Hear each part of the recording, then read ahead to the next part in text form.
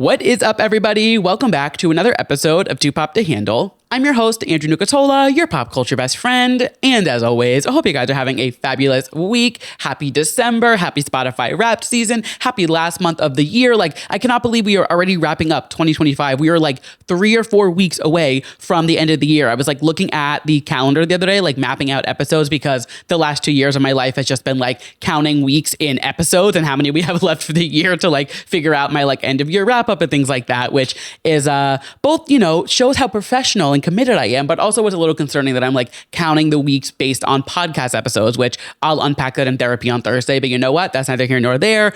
It's just crazy. We're literally at the end of the year, and I'm ready to do my 2025 pop culture recap and do all those things. And this episode, spoiler alert, we're doing my top 10 albums of 2025 and talking about my Apple Music replay and all of that jazz. So it's just crazy that we are here at the end of the year again.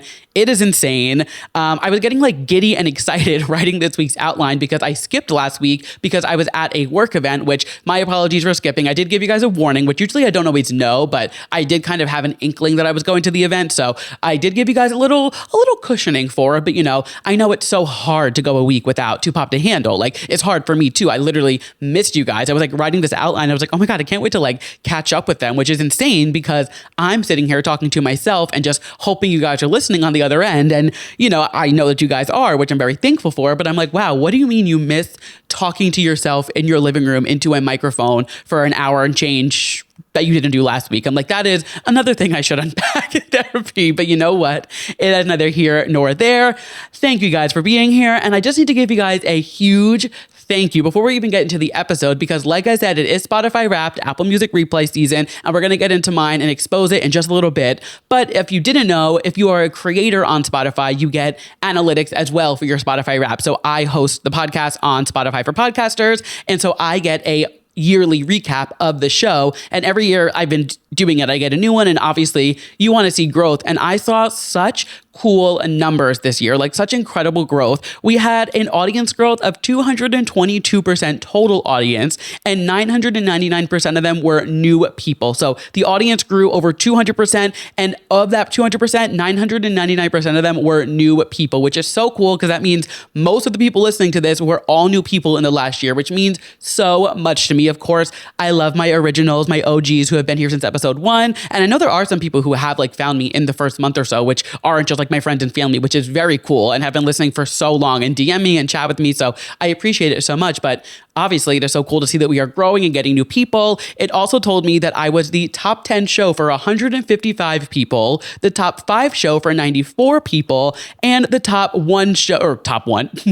Clearly, it's been a week, and the number 1 show for 22 fans. So it's just really cool. I mean, of course, we are small but mighty here at Too Pop to Handle. We are a one-man show, but it means a lot to see that people listen every week and people tune in, and when you guys comment on Spotify or YouTube or DM me or whatever it is and give me your input on anything I'm talking about, or answer a poll on Instagram stories, whatever it is. It means a lot to me. And, at the end of the year, everyone's always reflecting and looking back. And I just really appreciate the last 2 years of you guys listening to me yap about pop culture nonsense and coming back week after week and even joining on along the journey. And, I have some very exciting things that I want to do with the podcast in the new year. Nothing too crazy. So, don't think we're not changing ship just yet. Nothing's going too crazy, but I want to, go into a phase 2 of the podcast, if you will, TWO, Pop to Handle, if you will. But yes, very exciting to see that you guys are still tuning in, and I'm the top podcast for even 155 people. That's so cool. It's I'm not a huge show, but just seeing that many people listened enough to be in their top 10, top 5, number 1, it just means a lot to me. So thank you all for tuning in every single week. Thank you guys for sharing it, for commenting, for whatever it is. It seriously means the world to me. But that being said, like I was saying, yes, last week I apologize that I was absent. I wasn't showing up for work. I did have to call out of the podcast because I was filling in for my full-time job, which was really cool. I got to go to the Housemaid premiere, which is the new movie based on the book by Frida McFadden. It comes out December 19th, not this Friday, but next Friday. So I went to the red carpet and I was working with one of our producers, and it was very cool to be on the other side of it, because I've gone to events where I've walked a carpet before and I've, done that whole thing, but I've never been on the other side of it. So seeing the outlet and the media side of it, and waiting for them to come and prepping our questions and getting the face sheet and everything, it was just a really cool kind of put things into perspective of like how these things work from both sides of it. And it's cool to be on both sides, you know, being able to do in my full-time job and then like make creative outlet, things like that. It was just a very cool experience. And I also got to stay for the screening, which is cool because like I said, the movie doesn't come out for another week and change from today. And I saw it last week. So I saw it like 17 days early. Yeah, carry the one. Yeah, 17 days early. Look at that quick math. We're getting really good at that. If you've been around for a while, you know, I've been working on my quick math on the podcast and, you know, we are getting some places that are, you know, we're not fully clocked out up here. I may have turned 30 this year, but the wheels are still turning. So I got to see it very early. And that being said, I can't say much about it because there is an embargo that isn't lifted until the movie comes out. So I can't say too much, but what I can say is I loved it. I thought it was so good. I went into it completely blind. So I didn't know anything. I knew that Sydney Sweeney plays the housemaid in the movie, like she is the housemaid, and Amanda Seyfried and her husband own the house in which she is the maid. That was it. I didn't know anything else. I knew it was kind of like a thriller suspense kind of vibe, but I knew nothing else about the movie. And if you haven't read the book and know nothing about it, honestly, go into it blind. It was so like, I was on the edge of my seat because I had no idea what to expect next. And I went with my friend Amanda, who's also one of my coworkers, and she's read the book. She's a huge fan. So she came with me because I knew that she would love to see the movie or whatever.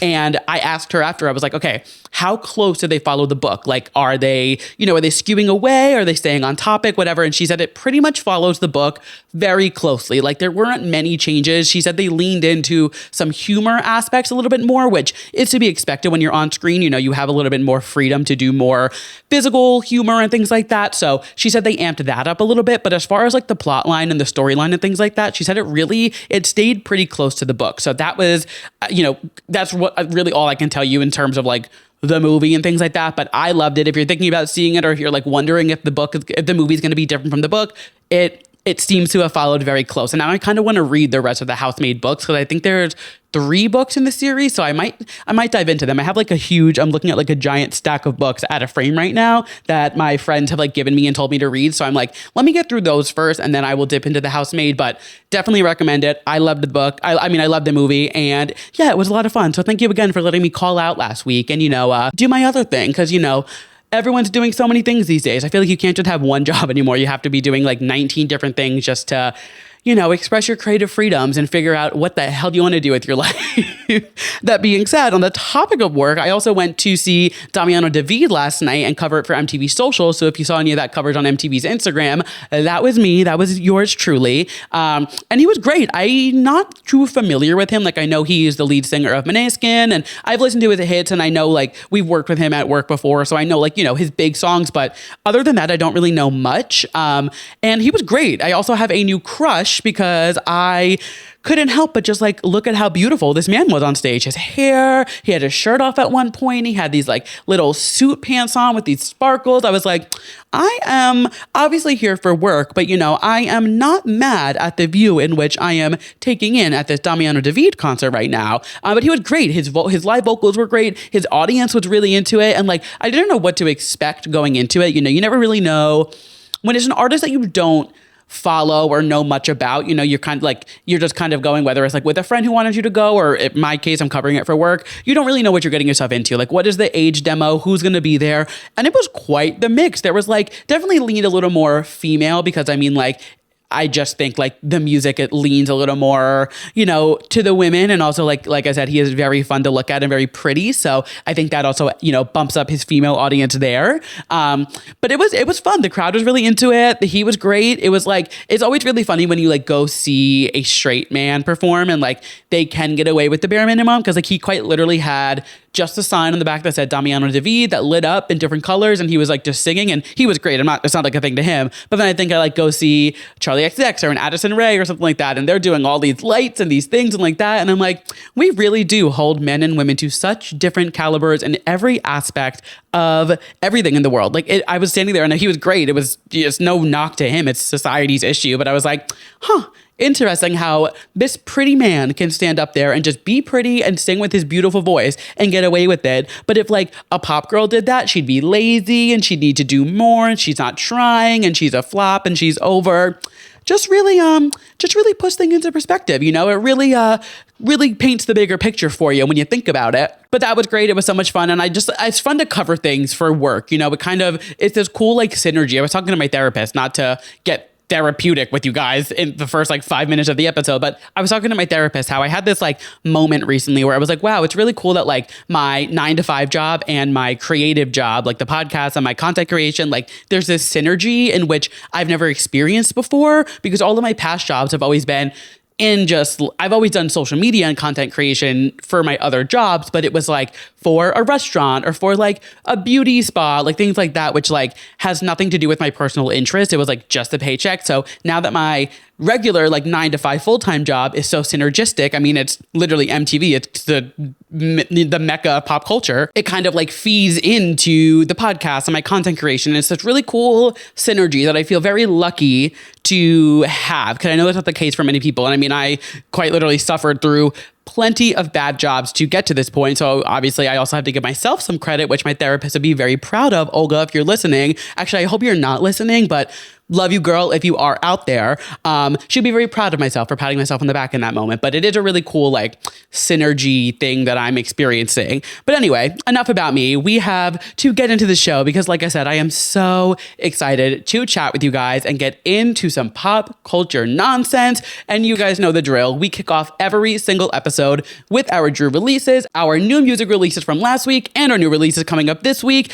And boy, oh boy, did we have quite the release last week. So we haven't even spoken about this on the podcast yet, because when she announced it, it was after my last episode and I didn't record last week. So I couldn't fill you guys in, but we did talk about it in my newsletter, which if you're not subscribed to twopopthehandle.substack.com, you're missing half the story. So I wrote about it on there just to kind of like get my fix, because I was like screaming at the fact that Jade was releasing the deluxe version of That Showbiz Baby, which you guys know I'm obsessed with. I'm not going to say whether it is my favorite or not favorite album of the year yet, because that is the topic of the episode and we're not going to do spoilers here, but you guys know I have been loving that album with every fiber of my being. So the fact that we are getting more was it was the best Christmas gift I could have ever asked for. And we know that Jade is going to deliver. She has delivered a flawless album, flawless rollout, flawless visuals, flawless everything.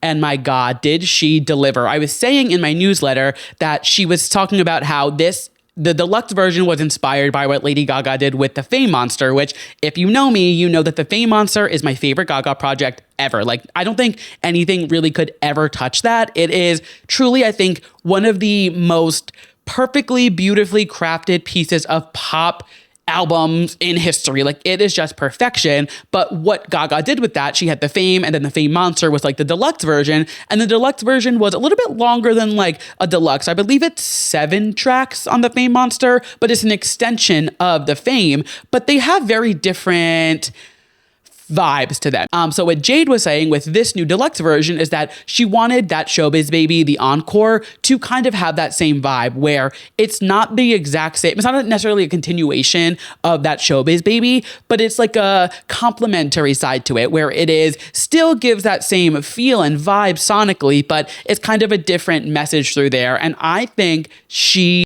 nailed it. Like, I truly think this is such a perfect execution of a deluxe album. It is so good. And I was saying earlier this year with Ariana Grande's Eternal Sunshine Deluxe, that was also such a great way to do a deluxe, because it let it breathe. We had some time with the standard album and she didn't rush it. Ariana did hers, I think it was like a year later. It was like March to March, I want to say, which is definitely a very long time for a deluxe, which I really appreciated. Jade did hers September to December. So what is that, 3 months? Honestly, considering we had half of the album before the album came out, because she released 6 singles for That Showbiz Baby, which you guys know my rule. It's usually like, I don't like more than 3-4 singles for an album. That one, I give an excuse to because it is so perfect. I don't even care. But when the album came out, we really did already know half of the songs. So we only had half the album to dive into. So now getting 8 tracks, 7 new ones, 1 cover that we already had before. But getting these 7 new tracks, it just felt like, another continuation of the album. And it is perfection. Like, I don't know what I can do to convince anybody listening to get into Jade if you are not listening to her yet. I feel like I have been shoving her down you guys' throat literally since last year. I went back while I was doing this week's episode and I looked at the list of albums I was looking forward to in 2025 to see if any of them, which ones came out, which ones, lived up to the hype or whatever. And Jade was on that list. Like, I've been talking about how excited I am for Jade's debut album for so long. And the fact that we just got more and like she's touring it in the US next year, like she is just giving me everything that I need for this era. And I cannot get enough of it. And I was going to give you guys like my favorite songs on the deluxe version. They're all great. Like, they are seriously all incredible. Church, Tar, Use Me, like every single song that this girl puts out is so incredible. I cannot get enough. If you are not listening to Jade yet, I don't know what I can do to convince you otherwise. It is just top tier pop music. And I feel so lucky to be alive at the same time as this album coming out. So clearly, I had quite the experience with last week's True releases, and that was the only thing on my radar. Actually, it wasn't even on my radar because it was like a last minute announcement. Loved it. It's incredible. I love seeing what Jade is doing. I think she has such a unique and clear vision for who she is as a pop star, and she is really nailing it from the visuals, the performances. Like, she is really the whole package deal. But with that being said, that was the only thing that I had on my radar for last week, and there's something on my radar coming up this week. We are in that weird period of time where like we don't really get many releases. Actually, I do believe Christina Aguilera is dropping another Christmas song this Friday, which I could be wrong, but I'm like 99% sure she's dropping the second single from her Christmas special that's now hitting theaters on the 14th. Very interesting way that they're doing it with Christina's rollout for this Christmas special. But you know what? Whatever. The first track was great. I'm sure the second track will be great. Almost positive we're getting a new Christina song this Friday. If I am wrong, sue me, whatever, I don't know. But other than that, nothing else on my radar this week, so we can go right into our moments from the week that were just too pop to handle, some pop culture rapid fire. But before we get into that, I always like to take this time just to remind you guys, if at any point during this episode you are loving what you are hearing, do not be shy. Go ahead and leave me a 5-star rating wherever you are listening, whether it's Apple Podcasts, on Spotify. If you're watching us on YouTube, make sure you are subscribed, make sure you're hitting like, make sure you're leaving a comment down below. You guys know what to do. We're not new to the internet anymore. Like, we know how to support our favorite shows, our favorite podcasts. So if you are loving what you were hearing, don't be shy. Show me some love. And with that, let's get on with the show, because I got to give you a show to love to figure out if you want to give me a rating or not. So kicking it off with our moment from the week that were just too pop to handle. Kicking it off incredibly strong, actually. Miley Cyrus is engaged, and I'm so happy for our girl, honestly. Like, this is what she deserves. So last week, she showed up to the Avatar Fire and Ash premiere, which was on December 1st, with a huge ring on her finger. Truly could not miss it if you tried. And then, of course, the rumor starts swirling. People start assuming, and, everyone's wondering, are they engaged? Are they not? Is the ring just on that finger? The rumor mill starts going, and then not long after, somebody did post on Instagram and confirm that they were engaged. I forget who it was, but it was like a picture of their ring saying congratulations to the two of them, which then confirmed it. And then Miley later went on Jimmy Kimmel last week. I want to say it was like Thursday or Friday. She was on Kimmel to talk about the movie and her song and everything like that. And she confirmed it there as well. So very exciting to see the two of them taking this next step in their relationship. Also, if you have not watched Miley's Kimmel interview, I cannot recommend it enough. It was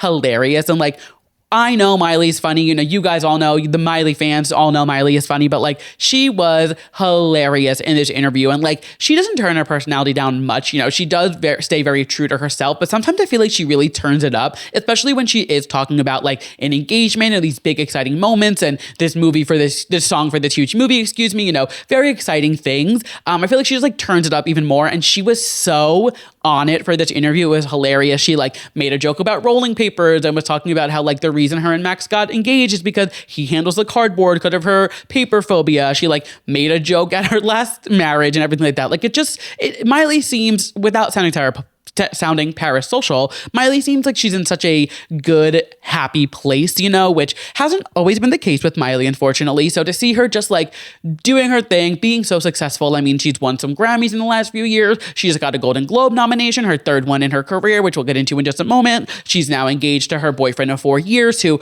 Maxx is so supportive of Miley. It's so exciting to see her with somebody who really does support her. Just seems like everything's coming up Miley right now. And I'm very happy to see that she is like in this place place in her life. And speaking of Maxx, like I said, he is so supportive of her projects. I mean, he was producing on Endless Summer Vacation. He co-produced and wrote some of the songs on Something Beautiful. And like, they just feel like they have this really, speaking of synergy, this really nice synergy in which their art can really lean on each other and they can really look to each other for inspiration or for any, creative decisions and things like that. And with Maxx being in Something Beautiful, the visual album and things like that, it just kind of, when I saw Maxx in that, I was like, they are, not that I didn't think they were serious, but like, you never know. When they don't share much, you don't really know what is going on behind the scenes. But like for Miley to put a boyfriend in a music video, that's huge. And like at this point in her career, like she doesn't need to do that. She doesn't need to make headlines or make things exciting or things like that. Like she's Miley Cyrus. People are going to buy it regardless. Well, maybe not, because some people didn't buy this album, but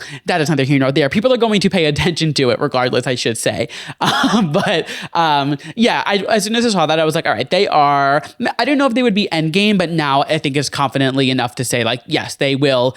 They are endgame. They're getting married. It's very exciting. And not to compare it to, her last marriage or things like that, but it is really nice to see that like she can be herself and she's not really putting on this like caricature. I feel like in the past she's like toned herself down or like turned it up and tried to really like figure out who she is and like struggled with her partners, or if we're looking at one partner specifically, he who must not be named, she really went through it. And like there's that video of her and said partner who would not be named on a red carpet where like he's literally telling her to tone it down and she pushes him away. Like she feels like she can just like be herself and not have to like turn it up, turn it down, go through all these like phases of her life. She's like lived them all. And now she's like, I am Miley Cyrus. This is me. And like, this is what you're going to get. And Maxx knows that. He is on board with it. So it's just very exciting to see that Miley is getting hitched again. And, I can't wait to see the wedding photos. I'm sure they're going to be stunning. They are a beautiful couple, the two of them. So I'm very excited for the two of them. So congratulations, Miley, because, I know you're listening out there.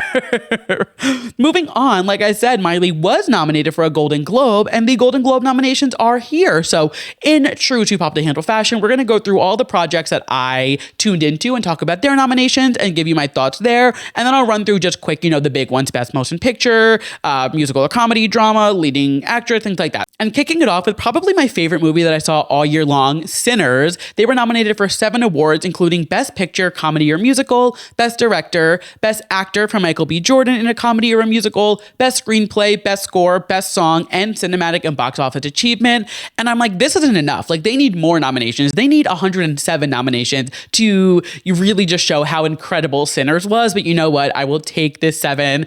This movie was just unbelievable. If you have not seen it yet, I don't know what you're waiting for. The music, the acting, just like the plot twist that it takes and like the cinematography in it, it is such an incredible movie. And like all of the hype that you're hearing about this movie is not enough. Like double it and give it to the next person.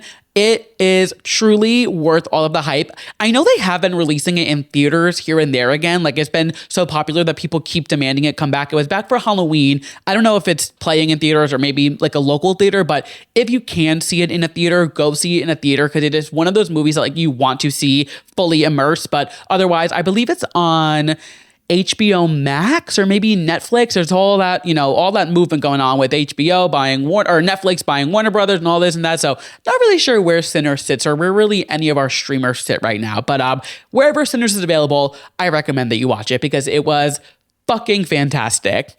The next project we're going to chat about is another one of my favorites, but this is a given, Wicked for Good. So they got 5 nominations for this movie, including Best Actress for Cynthia Erivo, which makes Cynthia Erivo the first Black woman in history to be nominated for Best Actress in a Comedy or a Musical twice, and her and Ariana Grande are now the first 2 actors from the same film to be nominated twice for their respective role, because Ariana was also nominated again for Best Supporting Actress. So the two of them secured their Golden Globe nominations. Very exciting to see that they are getting their accolades for this film as well. The movie was also nominated for Best Original Song for both No Place Like Home and The Girl in the Bubble, and Best Cinematic and Box Office Achievement. So I told you guys, I loved the original songs in Wicked for Good. I know there was some controversy. People thought they were unnecessary. I thought they were great. I thought it was really fun to see how they can still stick to the musical as much as they wanted to, but add a new song in that didn't take away from the show or like didn't do anything. I didn't think it like broke the show at all. I thought it like helped move things along, and just I'll take any excuse to hear Cynthia Erivo and Ariana Grande sing again. Like, why not? I don't think there could ever be enough of hearing the two of them sing. But I am very excited to see the two of those songs nominated. That's really big. You guys know I did prefer No Place Like Home, but The Girl in the Bubble is just as fabulous. But anyway, moving on to television shows that I loved oh so much this year. Kicking it off with White Lotus, they have 6 nominations with Best Television Series for a Drama. They have 3 nominations for Best Performance by a Female Actor in a Supporting Role with Parker Posey, Amy Lee Wood, and Carrie Coon, and 2 nominations for Best Performance by a Male Actor in a Supporting Role going to Walton Goggins and Jason Isaacs. Absolutely. I loved this season of The White Lotus. I talked to you guys about it. I did a whole episode about the entire season. I thought it was great. I thought it moved at the perfect pace. I thought all the characters were incredible. Parker Posey deserves every single award for this season, as does the entire cast. This is so well deserved. I love this season of The White Lotus and cannot wait for more. Next up, we have Hacks, which you guys know I fucking love Hacks with everything in me. They were nominated for Best Television Series for a Musical or a Comedy, Best Performance by a Female Actor in a Television Series for Jean Smart, and then Hannah Einbinder got nominated for Best Performance by a Female Actor in a Supporting Role on Television.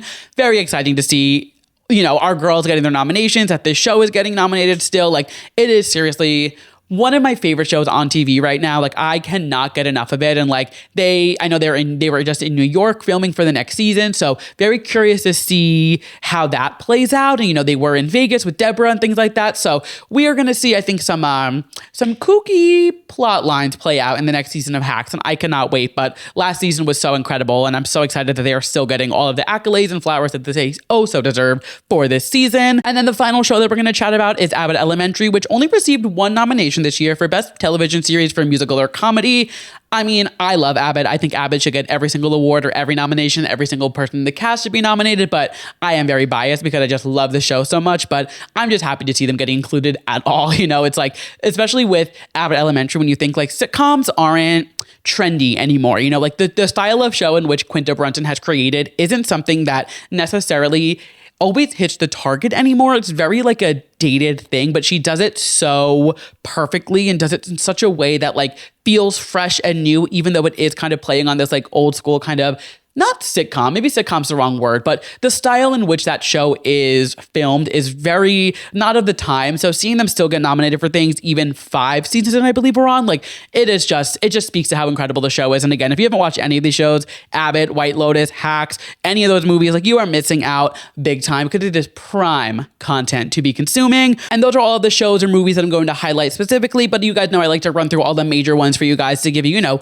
the rundown of what is nominated. And I know I say this every single year, but I really do need to like go through and see all of these movies that are nominated. And now I am an AMC A-list member, so I really have no excuse. So I have some time off at the end of the year, so I'm really going to try to see as many movies, or even if they're streaming, like watch as many as I can, because I feel like I always miss out on so many of the award show excitement because I'm like, oh, I didn't see that. I didn't see that. I love this actress, but I didn't see that movie, which is my own fault. But now I am an AMC A-list member, and I am going to abuse it as much as I can before award season starts. I believe the Golden Globes are January 11th. So I have some time to make sure I can squeeze in as many movies as possible. So we will see. Hold me accountable. You know, shoot me a DM. How many movies have you seen this week? I want to be held accountable for this because this is really something that I want to do. So we will see when the Golden Globes roll around how many of these I actually watch.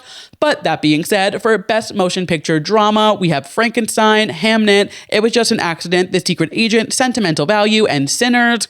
For Best Motion Picture for a Musical or a Comedy, we have Blue Moon, Begonia, Marty Supreme, No Other Choice, Novel Vague, and One Battle After Another. For Best Performance by a Female Actor in a Motion Picture, Musical or a Comedy, we have Rose Byrne, If I Had Legs, I'd Kick You, Cynthia Erivo, Wicked for Good, Kate Hudson, Song Sung Blue, Chase Infinity, One Battle After Another, Amanda Seyfried, The Testament of Anne Lee, and Emma Stone for Begonia. For Best Performance by a Female Actor in a Supporting Role in any motion picture, we have Emily Blunt in The Smashing Machine, Elle Fanning in Sentimental Value, Ariana Grande, Wicked for Good, Inga Ibsdottir Lilius, I apologize if I just completely butchered that, I am so sorry, but also for Sentimental Value, Amy Madigan for Weapons, and Teyana Taylor for One Battle After Another. For Best Original Song in a Motion Picture, we have Dream As One for Avatar Fire and Ash, which is our girl Miley Cyrus, and her 2nd year in a row getting nominated for a Golden Globe, and her 3rd time ever in her career, which is very exciting. Golden by K-Pop Demon Hunters, obviously. I Lied to You, Sinners, No Place Like Home from Wicked for Good, The Girl in the Bubble, Wicked for Good, and Train Dreams from Train Dreams. For Best Television Series Drama, we have The Diplomat, The Pit, Pluribus, Severance, Slow Horses, and The White Lotus. Best Television Series Musical or Comedy, we have Abbott Elementary, The Bear, Hacks, Nobody Wants This, Only Murders in the Building, and The Studio. And then Best Performance by a Female Actor in a Television Series Musical or Comedy, we have Kristen Bell for Nobody Wants This, Ayo Edebiri for The Bear, Selena Gomez, Only Murders in the Building, Natasha Lyonne for Poker Face, Jenna Ortega for Wednesday, and Jean Smart in Hack. So those are all the categories that I like to run through. Sorry for the men. I don't like to give you guys a platform, but the women need it more than you guys do. The women need to be lifted up higher than the men do, because men, like I said with Damian or David, men can do the bare minimum on stage and they get applauded regardless. Women need some more support, and I'm happy to give them that Too Pop to Handle support where they need it with my, small but mighty audience. But those are all of the nominees, all the shows that I'm looking out for. And like I said, hold me accountable. DM me, tweet me, whatever it is, and be like, what have you seen this week? Because you need to see the movies for this upcoming award season. But the Golden Globes are on January 11th. They will be streaming on CBS and Peacock, so very close to home, me being an MTV Paramount employee. And we all know that Nikki Glaser is coming back for her second year in a row of hosting, and you guys know how much I loved Nikki Glaser hosting the Golden Globes, as did the entire world, because she was incredible. And I am so excited to see her host this again. I think she's going to knock it out of the park. But we are just a few weeks away. We're like a month away, right? Yeah, it's December 9th. So we're just under a month away from the Golden Globes. Crazy that award season is kicking up again. It is wild that we are here again. I feel like I was just covering this last year. And something else I feel like I was just covering last year is Variety's Actor on Actors, which is our next moment of the week that was just Too Pop to Handle. I love this series so much. I think Actors on Actors, Musicians on Musicians, any of those, we talk about them all the time on this show. I just think it is such a brilliant idea in terms of, having these artists and these actors talk about their projects with people who get it, who are in the industry. So we got the list of varieties last week, and it is a killer list. They kicked it off incredibly strong with Ariana Grande and Adam Sandler, which is already out. Then it was David Cornsweet and Jonathan Bailey, followed by Gwyneth Paltrow and Jacob Elordi. The three of those are all out already. I haven't watched Gwyneth and Jacob yet. I saw David and Jonathan and Ariana and Adam. Ariana and Adam it was so good. Like, I just watching the two of them go back and forth, and like knowing that Ariana is such a huge fan of Adam Sandler. Like, we all know that. We've seen her, like, they talked about The Waterboy, and she's talked about Adam Sandler and how much she loves him many of times before. But then hearing Adam be like, no, me and my girls are obsessed with you. Like, we listen to you in the car non-stop. He was bringing up deep cuts like NASA and all these things. I was like, oh my God, like he knows his shit. Him and his girls, they have been listening to Ariana Grande. And it was just so cute to like listen to the two of them kind of go back and forth about their careers and their projects. And you could tell there was such a respect in the room. And, I hate to say this, but with especially a pop star, like a pop girl walking into a room with an actor who is so acclaimed like Adam Sandler, not that Ariana Grande isn't also acclaimed, but Adam Sandler in the actor's world is much higher up than Ariana Grande is. Seeing Adam be so welcoming and like excited to chat with her, it was really sweet to watch. I don't know, I've always loved Adam Sandler. He's like been an actor that I've always enjoyed watching, but like just seeing the way that he treats people, I'm like, wow, you are some men I don't want to uplift. You are one man that I will uplift. So we love to see it. And then two men that I wish would uplift me, Jonathan Bailey and David Cornsweet. Why didn't they kiss? Like, I was like, all right, you guys, you clearly want to, like, do it. Please kiss. Give us Heated Rivalry. We'll get into Heated Rivalry in a little bit. But I was like, the tension between the two of them, I was like, there's something going on there, and I think you guys should kiss. But it was very fun to watch these two beautiful men chat with each other and kind of fawn over each other for an hour. I was like, interesting. All right, cool. And then, like I said, I did not get to watch Gwyneth and Jacob yet. It came out today, so I am behind. But we have a lot to look forward to. Tomorrow, we get Sydney Sweeney and Ethan Hawke. Then we get Michael B. Jordan and Jesse Plemons. You guys know I will watch Michael B. Jordan paint a wall. I don't care. I will watch anything that he is in. Then we get Oscar Isaac and Teyana Taylor. I have just been obsessed with everything Teyana Taylor is doing this year. Like, all of her press, all of her interviews have been so hilarious. She is just such a brilliant minded person, but who is so funny and has such personality. And I'm so excited that she is like getting so many opportunities like this. I mean, she's been in the game forever. Like, this isn't a new actress or anything. Teyana Taylor is she's fucking Teyana Taylor, like she's massive. But like this year, she's really had this like big moment, and I'm just loving all the interviews, seeing her with Chase Infinity and doing everything. Like it has just been such a great year for Teyana Taylor, and I'm very excited to see this. We get Julia Roberts and Sean Penn as well, which I'm very excited for. I think that's going to be a really interesting conversation. Then we get Dwayne "The Rock" Johnson and Brendan Fraser, Cynthia Erivo and Hugh Jackman. This one's going to be a lot of fun, just given like the musicality between the two of them. Also, one of my favorite pop culture like niche references, Cynthia Erivo was in the room in that legendary iconic video of The Greatest Showman cast performing This Is Me. You know, that one where they're like, I think it's like the first time they were rehearsing it or something, and Cynthia Erivo was in the room watching it happen. So I'm like, I need Cynthia and Hugh Jackman to talk about The Greatest Showman. Like I need the two of them to chat about that moment, chat about what it was like being on set, and just chat about that movie, because I love The Greatest Showman. We're also getting an interview from Alexander Skarsgård and Stellan Skarsgård. Then we're getting Kate Hudson and Jeremy Allen White. And I love Kate Hudson so much, so I will watch anything that she does. And I feel like her and Jeremy Allen White will have a very fun back and forth. I feel like I don't know, I'm just like excited to see their two personalities kind of mesh together. Then we get Colin Farrell and Jessie Buckley. And we end it with Jennifer Lawrence and Leonardo DiCaprio, which is going to be incredible. I am so excited for that one. And that is our Actors on Actors for 2025. Again, very on topic with the Golden Globes, award season coming up. All these people have had incredible years. We're going to see a lot of them as we start like really going into award season. So very exciting to like kick off award season or like pre-award season with Actors on Actors and all of this press that they're doing. So very exciting for that. And I'm very excited for another award season to cover with you guys here on the podcast. And moving on to the next and final moment of the week that was just too pop to handle before I expose my top 10 albums of 2025, we have some information on Euphoria Season 3 finally. So we have officially found out that it will be coming out in April 2026, and Sam Levinson gave some character storylines to Variety, and I'm just like, you know, I know we've been waiting forever for this, but these storylines, they got me hooked. So I am very intrigued for this season. I do think I need to rewatch seasons 1 and 2 before that, after I do my stunt of watching all of the movies that are nominated for the Golden Globes and the Oscars, whenever that all happens, once I watch all of those, then I'm going to go into rewatching Euphoria season 1 and season 2 so I can catch up before season 3, because it's been 4-5 years since we got season 2. It's actually crazy. My boyfriend and I started dating when season 2 was airing, and he had never watched Euphoria before, but I told him he should go back and binge season 1 and then watch season 2 live with me, because he had never seen it, and he was like, I don't want to watch that. But he watched season 1 in like a day or two, and then we watched season 2 together. And that was literally like within the first few months of us dating, where we weren't living together yet. He wasn't even living in the city yet. Like, this is like OG our relationship. So that's 2021. We will be together 5 years next year, which is also crazy, but it's been 5 years since Euphoria season 2. So like we have a lot to catch up on with these characters. So there is going to be a time jump, at least. We're not seeing, 30-year-olds and Zendaya playing playing high schoolers. We're not giving the Glee effect, thankfully. But the storylines that Sam did share is that Cassie and Nate get married and live in the suburbs. Cassie's addicted to social media and jealous of her classmates' lives.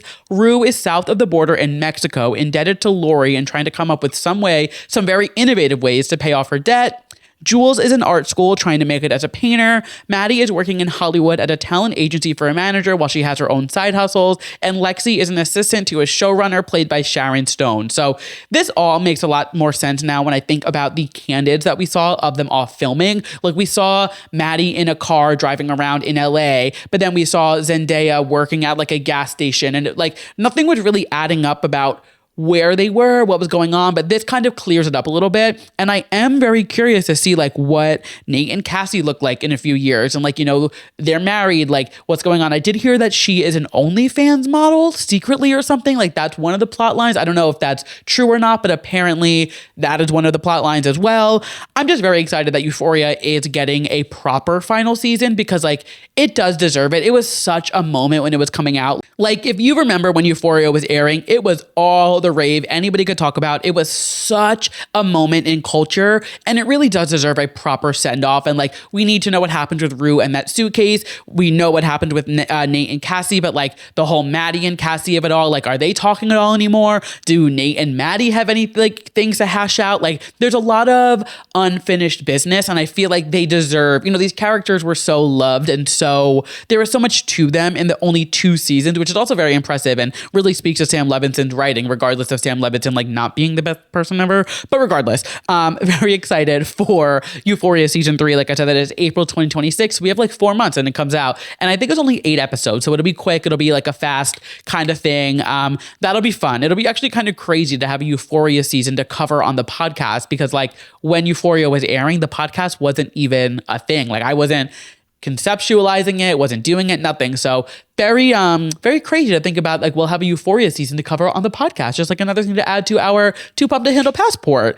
But that wraps up our moments from the week that were just too pop to handle, which means it is time for our main topic of the show. And you guys are in for a treat this week because, as I said, Spotify Wrapped Apple Music Replay is here, and we are going to expose my replay as we do every single year. But I'm also going to go through and give you guys my favorite albums and favorite songs of 2025. If you weren't around for last year, what I did was I went through my replay and then I went through my actual favorite albums, because I had this theory that I stand by, that the album that you listen to the most in a year doesn't need to be your favorite album from that year. And even looking at my Apple Music Replay, like all of my favorite albums for the most part are on my replay, but they're not all on there and they're not anywhere near the same order as my actual favorite album. So it's always fun to kind of see like how they hold up and how they stand up to each other. So we're going to kick it off. We'll do my favorite albums and my favorite songs first, and then I'll go through my replay. So we'll go through just, my bias and what I was loving this year. And then we will go through my replay and, let the numbers speak and,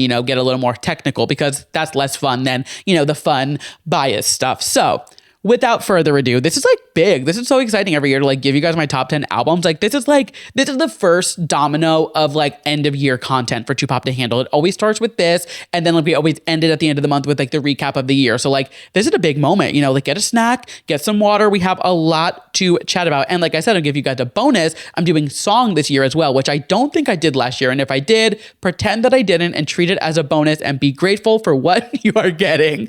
That being said, without further ado, let's hop into my top 10 albums of 2025. Kicking it off with number 10 is Period by Kesha, which is an album that I love oh so much. Now, not only was this album the first album that Kesha was allowed to release as a free woman on an independent label, it was kind of Kesha like dipping back, dare I say reheating her nachos in the best way possible, of like her old school like 2009, 2010 eras, Animal, Cannibal, she really kind of leaned into that vibe and sound again. We had some auto-tune and we had some like Boy Crazy, Red Flag, Yippee-Ki-Yay. It really leaned into that kind of like old school Kesha that we all know and love. And we've loved Kesha through all of her eras. The girl's been through a lot. So of course we love her regardless. And I loved Rainbow. I loved Gag Order. Like I have loved all of Kesha's album, but this one hits different for so many reasons, like I said. And there's so many sleeper hits on it that I feel like nobody appreciates. I mean, Boy Crazy is incredible. Joyride has been one of my favorites since it came out in 2024. Like I love that song. I love the silliness to it. I love how sticky and annoying it is. Like I love it. And I just think this album is jam-packed with hits. Moving on to number 9 is actually an EP, but it's an EP that I absolutely love. And it was actually on my list of albums I'm looking forward to in 2025. And that is Salvation by Rebecca Black. If you've been around for a while, you remember I've been talking about this album for so long. All of the singles that were coming out, I was so excited for this EP. And then it dropped in February and it did not disappoint. Clearly, it's on my list of top 10. I love this project so much. I think it is so much fun. I think it was such a nice breath of fresh air for Rebecca Black. She's given us like hyperpop vibes in the past. We get like the Friday remix and we've gotten like some fun experimental things here and there, but this was her first dive into like a full project being really experimental and just kind of like off the beaten path of what she usually does. And I think it was just flawlessly executed. I love this EP. This is always, whenever we have like a night out, we have a pregame playlist, we have a birthday playlist, like 1 or 3 of the tracks from this EP. And there's only 7, I believe. Like almost half of the EP is always on our going out playlist. And I just think it is such a great going out vibe, such a great dance vibe. Like this is seriously a killer EP. And I don't know if this is announced, but I have heard through the grapevine that she is working on an album that's supposed to come out either next year or sometime in the near future. Whenever it comes out, whether I just made that up and spilled the beans or it's I don't know actually. I hope, please don't sue me. I'll buy it. I'll support it, whatever. But regardless, very exciting to see what Rebecca Black does in the next phase of her career, because this last EP was chef's kiss, unbelievable. Moving on to number 8 is Bite Me by Renee Rapp. Now, you guys know I love a Broadway girl turned pop star, and Renee Rapp is exhibit maybe not exhibit A, but like exhibit B or C of that. She is a prime example of what happens when a Broadway trained singer turns into a pop star. It is perfection. And as this album was rolling out, as she released Leave Me Alone and, all the singles and things like that, I was saying like, it's really cool to see like this new edge to her. Renee Rapp's always had a little bit of an edge and like that attitude that's like her brand, but like considering the first album was called Snow Angel and the EP was called I Can't Be Everything to Everyone, like she was, not as like in your face with it in the first two. And now this third project is called Bite Me. Like that's such like a two ends of the spectrum, it's such a difference in titles. And like, I think like the lyrics on this album and the whole messaging of it are so much more punchy and so much more like just telling of who she is. And she's kind of like bringing us up to speed, everything that went on with her and Toa. And, there was a lot of drama with that before they were like official and all that jazz. You can do your own research there, or I can dive into it eventually if you guys really want to, but that's neither here nor there. I love this album. I love Renee Rapp. She is such a talent, and we are so lucky to be witnessing Renee Rapp in her pop star era, in her whatever you want to call it era, whatever is next. I am always signed up for Renee Rapp. She is one who is always on my replay. Like for 2022, I believe it was, she was like almost my entire top 10. I did like that TikTok trend where it was like exposing my top 10 for the last however many years. And I'm pretty sure like 2022, hang on, I'm scrolling through. 2022, she was 1, 2, 3, 4, 5, 6 of my 10 top songs. 2023, she was 1, 2, 3, 4 of my top 10 songs. So she has taken up a lot of space in my Apple Music replay over the years and just in my brain, because Snow Angel and the EP were two of my favorite projects, honestly, in the last couple of years. Like I still listen to those projects regularly, and now just having a new album to throw into the mix is even better. Number 7. So this is actually the album on this list that grew on me the most. And even if you go back and listen to the episode when this album came out, I talked about it during Drew releases, and I said I really liked it. I just don't think it's something I'm going to replay. I don't think I'm going to have it on loop or go back to it that often, but I think it is such a beautiful album. It is The Art of Loving by Olivia Dean.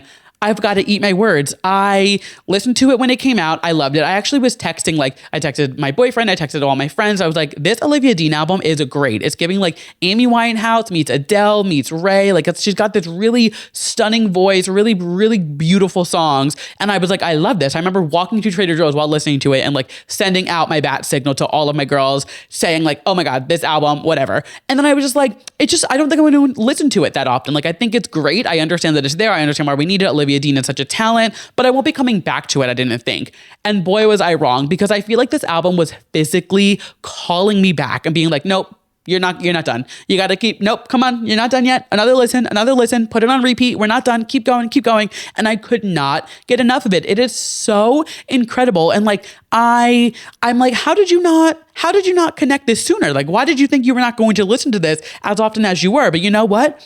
We grow and we don't judge and we evolve. And that is the beauty of being a human and the beauty of recording yourself on a podcast every week, because people can be like, oh, remember when you said this? And I could be like, remember when I owned up to it 4 weeks later and I said, actually, I was fucking wrong. Yeah. So don't even try it. But I mean, there's no denying Olivia Dean has had an incredible year, like truly an unreal year, a dream year for any artist, for any musician. And I just think 2026 is going to be even bigger. She's got Grammy nominations. She's headlining Madison Square Garden for 4 nights. Like, she's doing major things in 2026. And I'm so excited to watch her career kind of evolve as, the time goes on. Very excited to see what's in store for Olivia Dean. Very excited to continue listening to The Art of Loving by Olivia Dean on repeat, as I have been for the last few weeks. Moving on to number 6. Now, this is an album. If you were on the internet at all this year, you are familiar with this album. You know this album. You love this album. You have heard it. You have seen it. You have watched the dances. It is Midnight Sun by Zara Larsson. Seeing Zara Larsson have the moment that she had this year, after she has given us such incredible pop music for so many years, it is so exciting. And like, that's as like a fan saying that. And I'll admit, like, I wasn't always the biggest fan of Zara Larsson. Like I knew her hits, I knew her singles. I never really dove deep into her albums or anything like that. But like Ruin My Life was one of my top songs of that year. Like I loved that song and ran it into the ground, which is another example of a depressive episode that I was going through when that song came out. But again, we are here to, move forward and not reflect on my depressive episodes, which is unfortunately what this episode turns out to be. Anywho, I love that song. I mean, of course, Lush Life, and like there's so many songs that she has had over the years that are just incredible. And when I saw her open for Tate McRae, like the volume in which people were screaming her songs, like I don't think people realize what songs are Zara Larsson, and like they know all the words, they know these songs, and now they're finally clicking. And it's just so cool to see her like getting these flowers and recognition. And this Midnight Sun album really has just projected her into this next level of her career. And it really was thanks to TikTok and the internet. I mean, it started with the Lisa Frank meme, and then she kind of like played into it. And that's really admirable too, to see like an artist see something happening online that's like, you can dive into and play with, and she kind of just ran with it. And like, it already was her aesthetic, this like, Lisa Frank-esque dolphins and rainbows or whatever, but she really just took that and ran. And I think it was the smartest thing she could have done, because look at where she is now. Like she's always going viral. People know her music. People are obsessed with her. Her tickets are so expensive. So if anybody has any tickets to see Zara Larsson next year at the Brooklyn Paramount, hit me up, because I'm trying to get tickets and I cannot. But I love this album. I think it is so fun. It's so dancey. It shows off so many of Zara's talents. It is incredible. And I am so happy that she is getting the recognition in which that she deserves. Moving on to number 5, my 5th favorite album of 2025 is an album that did not get nearly enough recognition this year. It is Something Beautiful by Miley Cyrus. Now, if you remember when this album came out, I saw it first at that screening that she did with Spotify, and I got to see it like a month before it came out, but I got to see it with the visual album together. So I think that being fully immersed, hearing it for the first time, watching it for the first time, I had a very different experience than most people did with this album. Most people had to listen to the album on their own in their house without the visual element. And I do think the visual element to this album is so important, because it really brings these songs to life in a whole different way as a music video does. But Miley has such a cool creative vision, and she's so talented that it was a really immersive experience seeing it like that. That being said, take the visuals out of it, take all of that out of it, just listening to the music. I think this is some of Miley's best work, not just like sonically and whatever, like vocally, lyrically. I think the production is insane. I think it really shows her range in a sense of like what she can do with her vocals and how she can sing in a lower register or go higher or give us a ballad and then give us a Walk of Fame and give us all of these songs that shouldn't make sense. Like they shouldn't work together as a cohesive album, which is why they're broken up into different acts, but like they do tell a story and they do work together so well. And I think this album really shined a light on what Miley is capable of as an artist. And I just don't think the world appreciated it the way that they should have. Like, and that's what I was joking about earlier when I was like, yeah, Miley Cyrus sells it and people are buying. And I was like, well, actually, they're not necessarily buying it because it didn't do as well as it should have. And I'm not one to ever let charts or numbers affect how I like an album. You guys know that, but it is really disappointing when like there's such great bodies of work out there, but people don't have the attention span to listen to an album or really give it the time of day if it's not a trendy 30-second TikTok dance or things like that, which completely contradicts what I was just saying about Zara Larsson. But it's just the truth. There is a balance there. There are some albums that really do take off on TikTok because they are able to captivate an audience in 10 to 15 seconds. And there's some albums that aren't meant to be digested in 15-second snippets. And both are very valid and very fine. I mean, even Olivia, any of these artists on this list, really, they've all had moments on TikTok this year. Like Olivia Dean, Renee Rapp, Kesha, Rebecca, like everybody's had a moment on TikTok this year. But it is, you can tell like when an album really sticks with the culture, if it's, continuing to be pushed and promoted or whatever. And it does kind of go into Miley as well. She doesn't do as much as like traditional promo as many people do. She won't go on tour and things like that. But I mean, I think she's content with what the album did and it served a purpose. And I don't think she's someone who's like chasing that and chasing the like, I need a number one, I need to sell the most. Like, I think she's like, no, I'm Miley fucking Cyrus and like, I don't care. And like, it does kind of, it shows, in like the most respectful way. So Anyway, I love the album. I will love the album forever. I think it is fantastic. And that is why it sits pretty at number 5 on my favorite albums of 2025. Now, rounding out the top 4 with number 4, we have Virgin by Lorde. Should come to no shock to any of you guys. You guys all know I love Lorde so much. So any year that she is doing an album release, my ears are up. And this album just, it met every expectation. I love it. I was saying it after I went to the Babies Are Right listening party and just when it came out. And I was supposed to do an album analysis episode, and then my guest who was going to come on and do it, we just like couldn't find a time that worked. But I spent a lot of time with this album. Like I sat there and I listened to every single lyric, every single song, like in a way where I was like taking notes, which if you listen to any of my album analysis, you know that like I really do go in depth with callbacks to other albums. And so I sat with this album a lot, and maybe I should just record it solo and do it for like the 1 year or something, because it was a really, I think I like really had a deep connection with this album because of how long I sat with it. But I also do just love it. Like even the first time I listened to it at Babies Are Right, like I was in a club with Lorde and like 200 people. I don't even know how many people were there, but like I couldn't read the lyrics. I couldn't dive into it, but just like what I was feeling listening to these songs, I'm like, this is great. And I really do stand by my idea of like, it feels like different parts of all of her projects in the past kind of tied into one and then like chewed up, made into one, spit out into this album. Like some of the production is very melodrama and pure heroine, and the writing is very solar power with the storytelling, and it does kind of tie into the melodrama with that storytelling as well. Like she just kind of ties in a little bit from every project and then gives it a little different spin. You know, she put some duct tape on it and called it Virgin, and that is what we get from this album.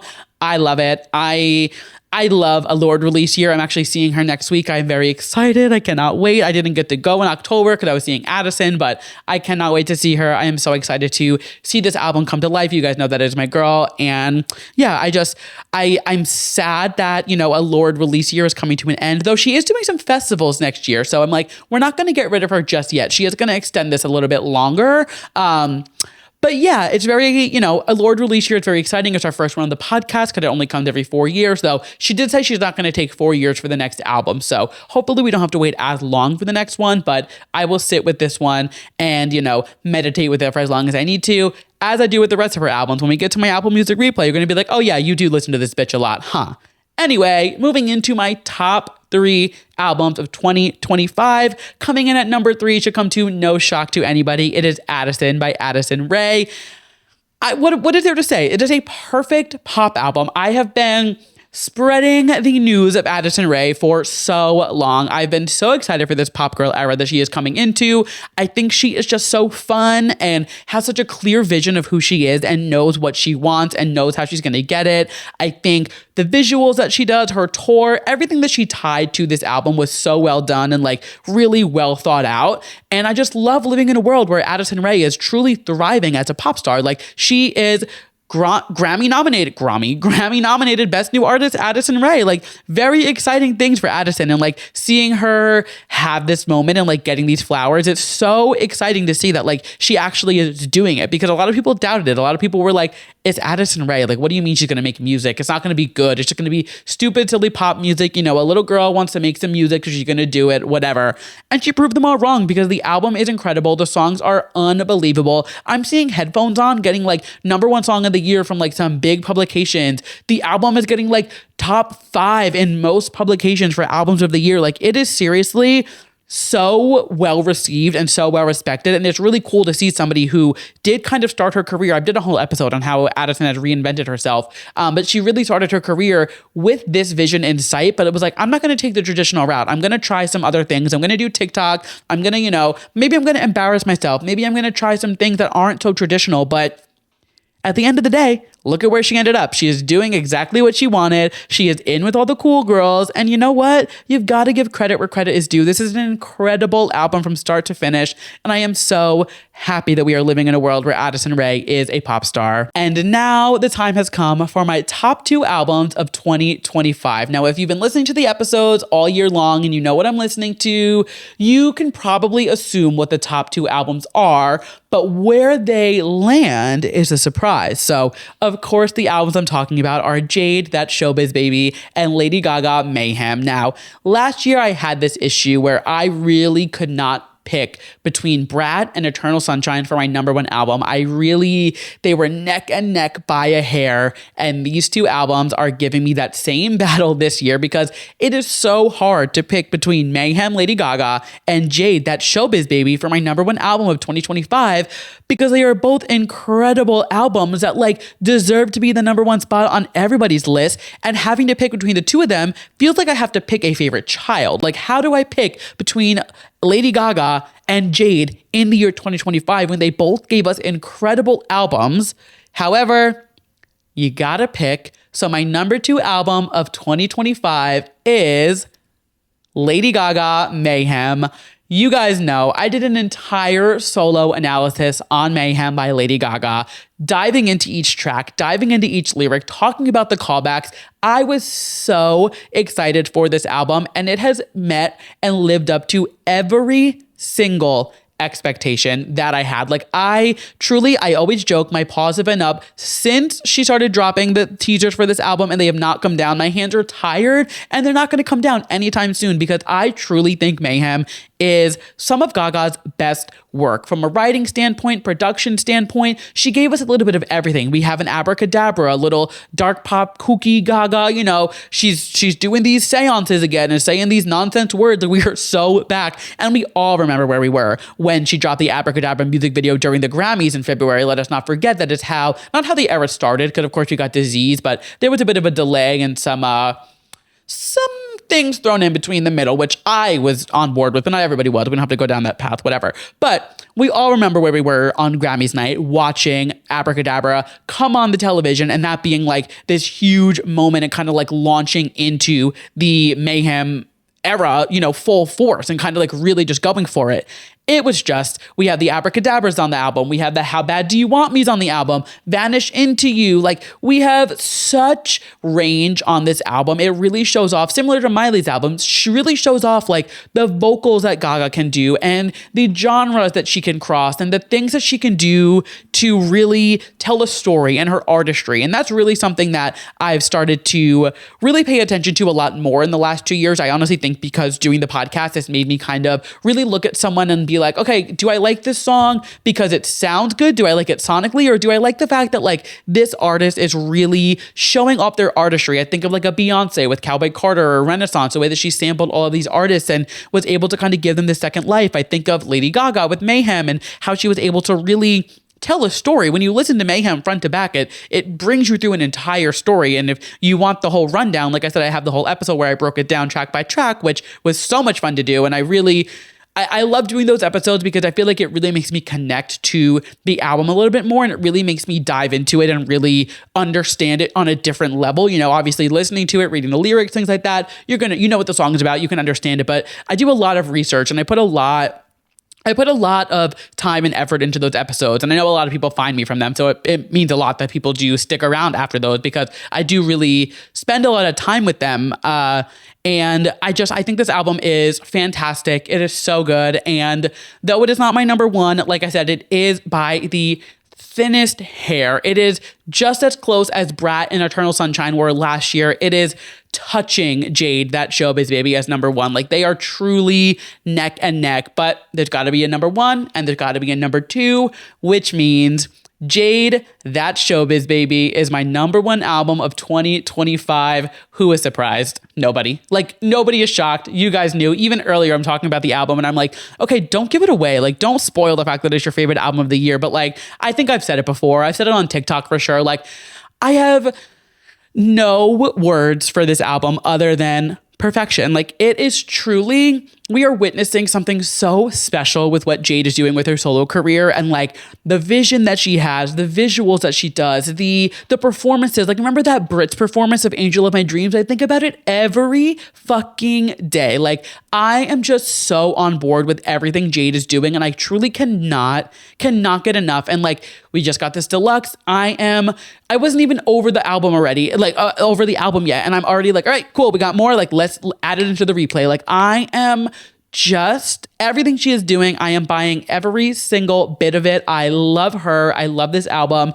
It is really next level pop music. Like, it's music that I'm like listening to and I'm like, this is brilliant. This is the melodies, the everything in it, just like thinking about like self-saboteur into lip service, like that transition, and like just Natural at Disaster, the way that it builds and crashes. And like, it is seriously just from start to finish a masterpiece. And then you tack on the encore and it gets even better. It is just from start to finish so incredible. And I cannot express enough how badly everybody needs to listen to Jade. I'm literally beating a dead horse, but I love her so much. I love this album so much. I cannot wait to see her next year and see this album come to life, because I think it's one of my top, I'm going to say a crazy thing. It's one of my top 10 albums of all time. It really is. It's not touching my top 3. My top 3 are very solidified, which actually brings me to a point. Let's pause for a second, because my best friend, Ashley, hello, my love. I know that you were listening because I'm so lucky to have a supportive best friend like you. She was over our apartment with her boyfriend a few weeks ago and we were talking about like favorite albums of all time, whatever. And I was saying, I forget how it came up, but I said how like Tortured by Foster the People will never leave my top 3. It is Melodrama, Renaissance, Tortured by Foster the People. Like, those are my 3 favorite albums of all time, and they will not budge. And she was like, I have never heard you say that you love Tortured by Foster the People. Like, what do you mean? And I was like, no, it's like part of my thing. Like, it's like a weird niche album that like wouldn't be a favorite of mine, but like, it has been one of my favorite albums since it came out in 2012. I think it is one of the most brilliantly, like, everything about it is just perfect. And like, I don't really listen to Foster the People much. Like, I don't keep up with them anymore, but like Torches, if you know, you know, like Torches is truly an unbelievable body of work. And Thomas, my boyfriend, was even like, it was literally hanging up in our last apartment. Like, he loves this album so much. We both do. It's like a thing that we bonded over. And she was like, I've never heard you say that. So whether this is the first time, whether this is the third time, the fifth time of me saying this on the internet, Ashley, you can never say I have never spoken about how much I love Torches by Foster the People on my podcast ever again. And I will say, Jade, That Showbiz Baby is in my top 10 now. It has broken through and it is officially in my top 10 because I really do love it that much. I don't have like a full list. Like, I have obviously my top 3, like I said, Melodrama, Renaissance, Tortured, Foster the People. But like, I don't have like a 4, 5, 6, 7, 8, 9, 10. I just have like albums that I know float somewhere in there. Maybe that's something I'll do. If you guys would be interested in that, maybe that is something I'll put together in this new phase of Too Pop to Handle that I'm trying to do in 2026, which is kind of hinting at what I want. But that is for me to find out, and you guys will find out after that. So we will get back to it. But that being said, I love That Showbiz Baby by Jade. I think it is one of the most incredible pop albums we have gotten in years.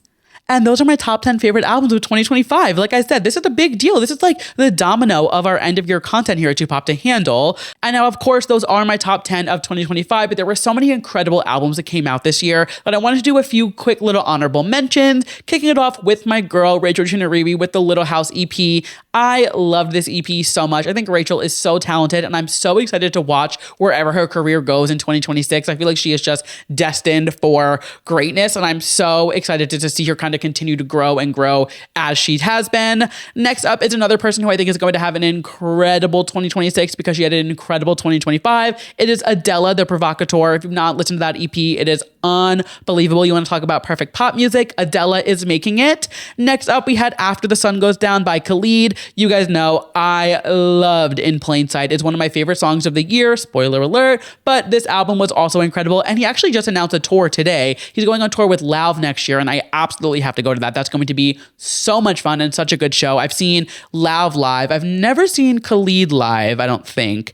No, I don't think I've ever seen him live, but I think he would put on such a great show. I love Lauv. I definitely want to go to this show.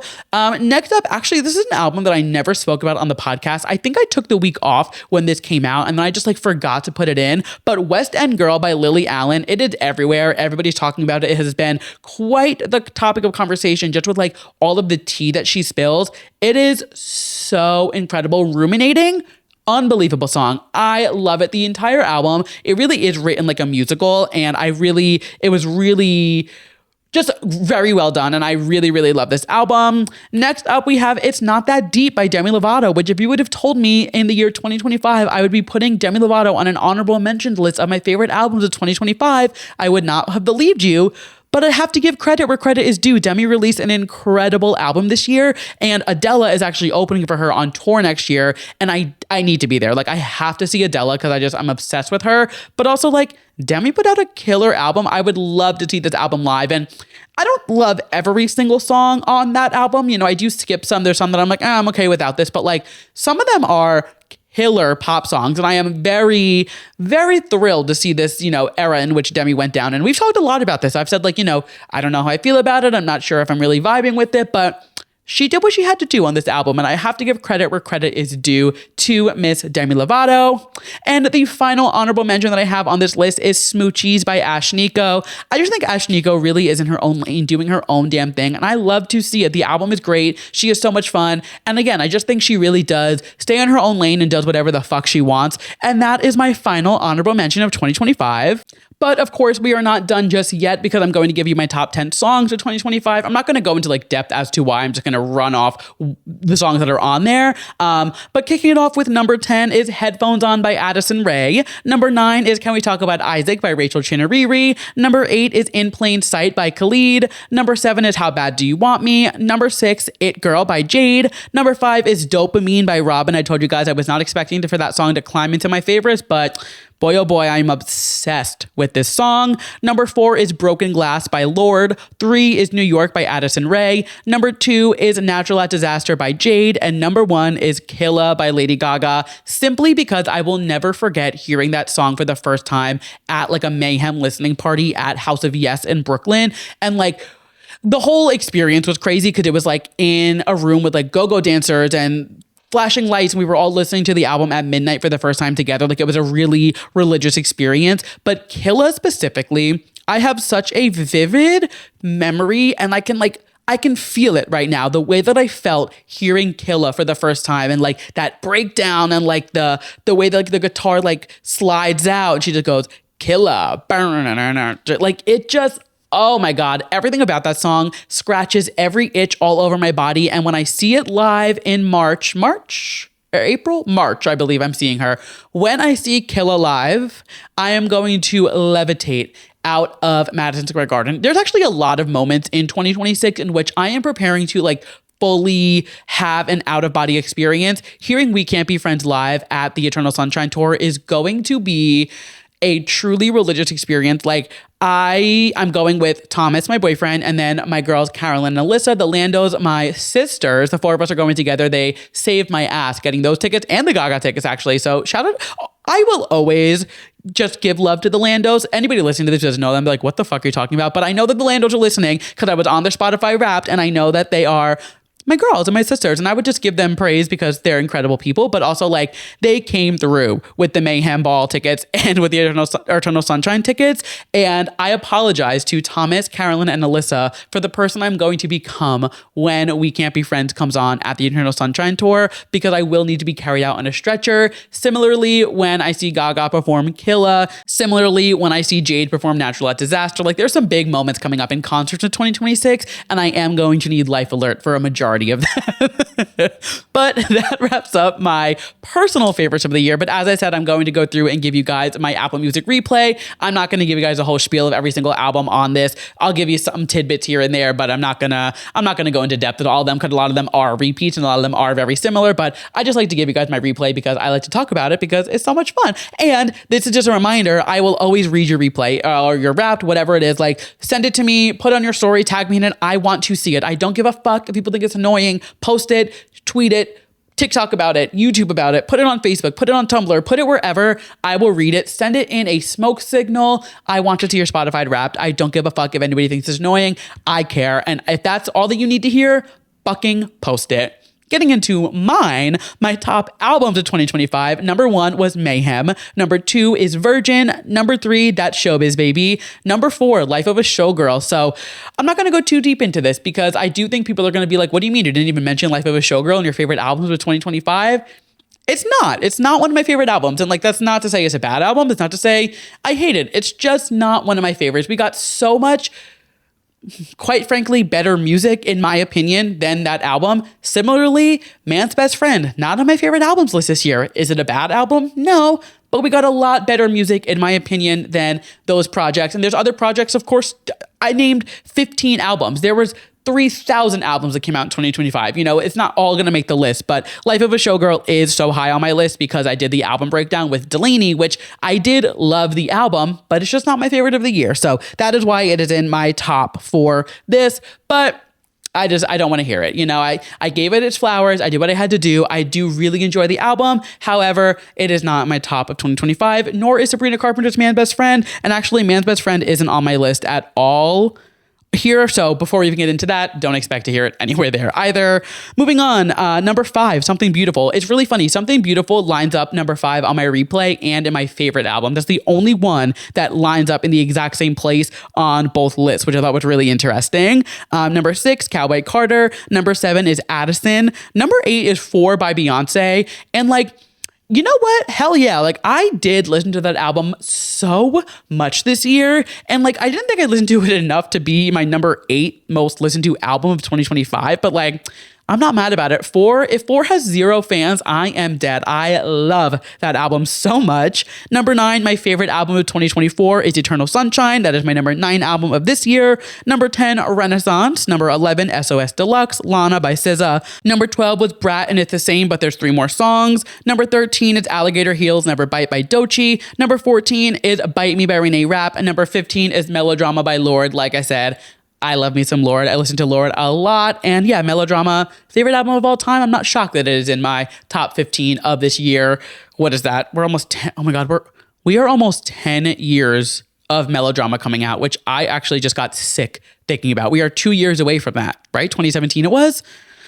Jesus fucking Christ. Anyway, moving into my top 15 songs of 2025. Number 1, Nissan Altima by Doechii. Number 2, What Was That by Lorde. Number 3, Abracadabra by Lady Gaga. Number 4, 360 by Charlie XCX. Number 5, American Requiem by Beyonce. Number 6 was Killa by Lady Gaga. Number 7, Alien Superstar by Beyonce. Number 8, How Bad Do You Want Me? Lady Gaga. Number 9, Pure Honey, Beyonce. Number 10, My House, Beyonce. Number 11, Guest featuring Billie Eilish. Number 12, Garden of Eden. Number 13, Perfect Celebrity. Number 14, Denial is a River. And number 15, Vanish Into You. And then my top artists of 2025, my top 15, it was number 1, Beyonce. Number 2, Lady Gaga. Number 3, Lorde. Number 4, Charlie XCX. Number 5, Miley Cyrus. Number 6, Jade. Number 7, Taylor Swift. Number 8, Doechii. 9, Ariana Grande. 10, Addison Rae. 11, Chappell Roan. 12, Sabrina Carpenter. 13, Rachel Chinariri. 14, SZA. 15, Renee Rapp. So if my Apple Music replay told you anything, it is that I am in fact a gay man who is in his 30s.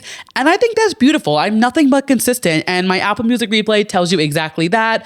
As to my favorite albums of 2025, sue me. What can I say? I am nothing but consistent and I love being a flaming homosexual. And that is my 2025 Apple Music replay and favorite albums of 2025. But with all of that being said, of course, I want to know what you guys loved this year. I want to know your favorite albums, your favorite song, your favorite artist. Send me a DM, tweet me, whatever it is, comment on Spotify, comment on YouTube. I want to know what you guys are listening to this year. Do you guys agree with my list? Do you disagree? Is there anything on this list that you haven't listened to this year and now you're going to go listen to it? I want to know. Share it with me. If there's anything that you listened to this year that I didn't mention in this episode, let me know what you think it is. I want to get new music. I want to listen to things that maybe didn't come across my desk or I was like, oh, maybe that's not for me. I am going to listen to Audrey Hobart. I know I am so behind. I need to give her a fair shot. I will get into that. I will listen to her album sometime in the next few weeks. I know I am so behind and I really was trying not to give in to the propaganda. I don't know why I thought I was like, no, I'm not going to listen to it. Not going to do it. I think I need to because I did hear some of the songs. Like I told you guys, I watched her Fallon thing and whatever, and I was really into it. So don't send me Audrey Hobart. I am going to listen to her. I know I am missing out. But if there's anything that I didn't listen to this year that I didn't mention on this list, send it to me. I would love to hear your recommendations. I want to know your favorite album, your favorite song, your favorite artist. Let's chat. That's what this is all for. I might be talking to a camera in my living room and a microphone by myself, but I'm doing it so the people listening can, contribute and give me some things. So let's chat. Send me your favorite albums of 2025. And those are my favorite albums of 2025. That being said, let's move into our TV recap. Now, I'm going to do things a little bit different this week because I don't usually recap scripted shows. However, we have not had a podcast episode in which a time that Heated Rivalry was airing on HBO Max. Now, if you don't know what Heated Rivalry is, you have a very pure algorithm or you were just not online like the rest of us. Heated Rivalry is this new show that has completely taken over the gay world. It is what everybody is watching, what everybody is talking about, because it is basically gay porn. And for that, I'm thankful. I'm not gonna lie. I was interested because I saw the screenshot of their butts in the shower and I was like, yeah, I want to watch that because they have nice asses. I had no interest in the show before I saw these men naked. And you know what? Maybe that makes me a pervert. Maybe that makes me no better than a man, maybe whatever, but it worked. They got me. And that shower scene, I saw it on Twitter. That's all it took. And I was like, yeah, I'm tuning in. I'm going to watch it. And honestly, not mad about it. It is, of course, the boys are very fun to look at. And I love seeing any type of gay representation on television. Of course, we got to take out the sexual side of it. And we do have to be serious. This is a very important thing to be showing on TV, especially in the sports world. There is a lot of, fragile masculinity around like, can a athlete be gay, which like the two things literally have nothing to do with each other. But of course we have stereotypes in the world. So there is a very important message with the show, which I'm hamming it up for the camera. Obviously I was very tuned in also because any type of gay representation on television is very important. I'm very excited to see it. But they're also fun to look at and I can admit that. But I'm enjoying it. Is it like the best writing ever? No, but like, I don't think it needs to be. I think it's like, people are like, oh, it's cringy and it's this. And I'm like, isn't everything a little cringy? Like things can only be cringy if you let it be cringy. Like if you just like watch it and you're not letting it like doing think pieces and, letting it fully like control it's like, yeah, it can be cringy, but it doesn't mean it's bad. It's like, I don't know. I've been enjoying it. I know a lot of people didn't love episode 3. I feel like it's a very like 50-50 split. You either loved episode 3 or you hated episode 3. Episode 3 is the one where they go into like that side plot and they have I'm forgetting their names. Was it Kip? Scott and Kip, maybe? I think people are calling them Skip online. So whatever. It goes into like the side plot of the other hockey player who is closeted and falls in love with his smoothie barista, and the smoothie barista is like this beautiful sculpted Greek god who is like just a barista, and like he falls in love and whatever. It's this whole thing. People are like, I want to know about the hockey players. Like I want to watch for the two of them, but I'm like, this is going to lead into something. And I know this is a book, so don't tell me if it's like something in the book that comes to fruition later. Like if this is something that happened in the book as well. I don't want to know any spoilers. But I'm like, there's a reason we're getting this subplot. Like we're going to see something unravel. I loved it. I thought it was fun. I thought it was really good. And I am enjoying it. Of course, like I said, it is literally, I was sold on the boys because they're very fun to look at, but it is entertaining enough to just like put it on. It comes out on Fridays or Thursday night. I watch it on Friday. So like I'm working from home. We're sitting on the couch. It's just fun to put on. And like, you can't ask for anything better. You're watching gay representation, pretty men kissing and doing other, acts, as you will. What's not to love? I'm loving it. I'm appreciating it. I don't know if I'm going to recap it every single week. Like, I don't know if it's going to become that, but I did want to just, give my comments on something very big happening in pop culture. And also, I just wanted an excuse to talk about his nice butt. Anyway, moving on to our normally scheduled programming, Real Housewives of Salt Lake City. First things first, if you are listening to this on release day on December 10th or anytime after, Jen Shah is officially out of prison. So Heather Gay, Lisa Barlow, lock your doors, lower the blinds, go into hiding because I am terrified for the terror in which Jen Shah is going to cause in Salt Lake City when she is out of prison. She is getting out very early. She was on her best behavior in prison, but I don't think we should think that was her turning a new leaf and being a new person. We do have to remember that Jen Shah was fucking insane for the entire show and committed some crazy crimes. And like, do I think she's a bad person? Kind of, but like, I do think forgiveness can happen or whatever and things like that.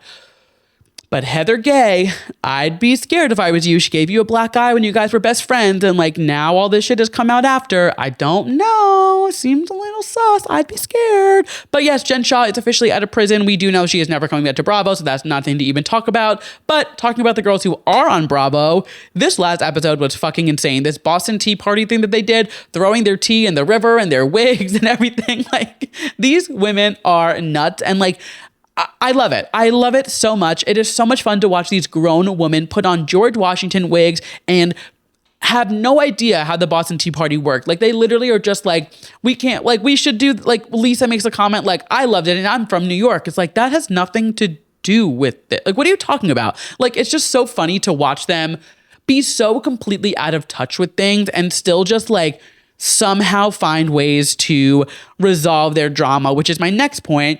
It does seem like they're running in circles this season. I've been saying this for the past few weeks, but they kind of just like keep repeating the same drama over and over and over. And it's like, we've got to either, you got to get over it or like something's got to change because like you can't keep talking about the same thing over and over. Like you gotta fucking figure it out. It's like, we understand the whole thing with Meredith on the plane was terrible to Brittany, but like, all right, if I have to hear about Brittany and Jared one more fucking time, I'm going to lose my mind. The only thing I am still tuned in for is Bronwyn and Todd's drama and Whitney and her business's drama. I think those two storylines are very interesting and they're new, they're fresh. Everything else is like, it's new or it's carried over. Like the Meredith Brittany stuff is new, but I feel like it's like there's no footage of it. So why are we talking about it still? Like, let's let it go. Let's let bygones be bygones and like continue on. You guys know how I feel about Mary and her church. I think it's fucking crazy. And I am very excited for this new TLC docuseries coming out in a few weeks. It comes out, I think, New Year's Day, I want to say. So I'm very excited for that. But yeah, I mean, I'm still loving the season. Like, obviously, everything I'm saying, like, I still love it. It's so good. These girls are fucking insane, and I love every second of it. But I'm curious, like, how the rest of the season's going to go. I know that this week we are seeing them go to Greece, which is like, I can't think of a better thing to watch in the world than Angie K in her homeland of Greece. Like, I am bursting at the seams thinking about watching Angie K in Greece, so I cannot wait for that. But other than that, we will see where the season goes. I don't really know. It was really cute. Brittany had this is a Mad Lib sentence, but Brittany had like a cabaret variety show. But Angie K, Whitney, and Heather were on stage with her doing the Mean Girl scene like they do during the talent show. And Bronwyn was in the audience recording it like Regina's mom. Like, it's just such a funny thing for them to reference. And it is nice to see that some of them can stand each other. And even like Bronwyn showing up to Brittany's show, like they started very rocky this season. And like seeing Bronwyn coming out to support Brittany, whether she was just doing it to be nice or whatever, like it is, we're seeing some big things happening. And I do think Brittany has had, she's gotten a shitty end of the stick, and I've been unfair to her too. I'm not like obsessed with her or anything, but I do think she is coming around a little bit. But it is nice to see the women supporting her and coming out and doing it. But yeah, I'm curious to see where the season ends. This pains me to say, but I am kind of getting over Lisa Barlow, which like, I love her typically, but this season I'm just kind of like, she's not doing it for me. I don't know. And like, it's not that I dislike her or hate her, but I'm just like, she's not adding anything to the show anymore. It was interesting in the first 3 episodes, and now I'm just kind of like, okay, like you're just kind of there hating on Angie and like being bitchy for no reason. And it's just like getting old. I don't know. I'm sure I'll come around because I do love Lisa typically, but we will have to wait and see. And then I do have some other TV things to talk about, but they are going to land in my yes and mess section. Where they land, you will have to wait and find out. However, we do have some very exciting TV news. Honestly, the most exciting TV news that we can get here at Too Pop to Handle. And that is the fact that Drag Race is officially coming back on January 2nd. We have the entire cast list. We got the first trailer today. Cardi B is in the premiere. We're getting Zara Larson as a guest judge, Teyana Taylor as a guest judge, Sarah Sherman as a guest judge. Really fun guest judge this season. And I am so excited because 2 of the queens on the show I followed previously. I've seen them perform. Juicy Love Dion, who I've been following on Instagram and Twitter for years. She is unbelievable. She is an insane performer. I mean, she's in the Dion family. She's Morphine's daughter. Like, she's going to be unbelievable. I love her. She was actually on So You Think You Can Dance last season or the season before. So she is a performer, and I'm so excited to root her on. And then we also have Didi Fuego, who is a New York queen. I saw her when I went to a viewing party for season 15 ? It was Marsha's season. So yeah, that had to be season 15. She is a New York local queen, and she was so much fun. She's very silly, very like, has her little shticks. She was a great host. So I'm very excited for her, like her, the stand-up and the acting challenges and things like that. I think she has a lot of character and, charisma there. And I mean, the rest of the girls, they look great. I'm very excited for this season. I'm very excited to recap it. It's honestly my favorite show to recap with you guys. And I know so many of my listeners who listen every week found me through my Drag Race content, which means so much to me because I love the show so much. And I'm just so excited that Drag Race is coming back. So we have like less than a month before season 18. Buckle up, start your engines, as Mother Ru would say, because RuPaul Drag Race recaps are coming back. And with all of that being said, let's get into my final segment of the show, my yes and my mess of the week. We end every single episode with something I am loving, my yes, and something I am not loving, my mess. And we always kick it off on a high note. So starting things off with my yes for the week. And this pains me, I'm not gonna lie, because I don't love to subscribe to anything Kardashian, Jenner anymore. I really have tried to cut them out of my orbit completely. But Timothée Chalamet and Kylie Jenner in those orange matching outfits on the Marty Supreme carpet last night, unbelievable. They both looked so good. The orange complemented both of them so well. Kylie looked unbelievable. Possibly one of the best ways she's ever looked ever. Like, she looked truly jaw-dropping. I was in shock. And like I said, I don't subscribe to them often. Like, they are not people that I really try to keep in my orbit. I've unfollowed them all. I don't watch the show anymore. I really just like, I'm over it, whatever. But I gotta give credit where credit is due. Like, Kylie Jenner looked fucking unbelievable last night. And her and Timothée, they are a very hot couple. And I am all in. I'm not gonna like keep up with them as a couple. Like, I don't really care what they're doing, but like, I will admit when they look good, and they looked damn fucking good last night. Switching gears over to my mess for the week, kind of, my TV recap part 2, the Secret Lives of Mormon Wives reunion came out for season 3, and it was an hour of my time that I will never get back because it was so boring. We learned nothing new, and the entire thing was just a ad for Dunkin' Donuts. Like, this was such a boring reunion. I don't blame Stassi. I don't blame the girls. I blame everybody. Like, there's not one person to point a finger at. We learned nothing new on this reunion. Why was Dakota there? Why were Taylor's parents there? Like, this season was so good. And I do know that they're filming season 4, or already filmed season 4. So they're not going to give too much away about what happens. But like, the reunion was just so like, it didn't give us anything new, no new information. It was just like rehashing bullshit that we already found out about on the show. And I was really disappointed by it. Now, you guys know I loved the season. I'm very excited for season 4, especially after all of the Demi and Jesse bullshit came out. Like, that was crazy. Excited to see what happened with Taylor and The Bachelorette. Like, there are some things that I'm very excited about in the new season. I cannot lie. But this reunion just didn't do anything for me. And I felt like it was a waste of my time. I like finished it and I was like, that's it. Like, nothing new, nothing exciting, nothing crazy. It was just an hour of them talking about Dunkin' Donuts. And you know what? Sure, I guess. Like, I don't know. They give us great reality TV. I guess they'll give them the slip up for the reunion. That is fine. And with all of that being said, because there was a lot to be said on this week's episode, thank you guys so much for listening to this week's episode of Too Pop to Handle. If you liked what you heard and you're listening to us as a podcast, go ahead and leave us a 5-star rating wherever podcasts are available. If you're watching us on YouTube, make sure you hit subscribe, give us a big thumbs up, drop a comment down below. You guys know the drill. If you would like some extra moments of the week that were just too pop to handle in between podcast episodes, head over to my Substack. I'll have it linked down below, or just go to toopoptohandle.substack.com and subscribe to my weekly newsletter Popping In, where I share extra moments of the week that were just too pop to handle in between podcast episodes. And if all of that is not enough, you can always follow us on social media, either at Too Pop to Handle across all platforms, or at Andrew Ducatola is my personal, and I'm always posting on both because I just cannot seem to shut up. And with all of that being said, I will catch you guys next week. Bye.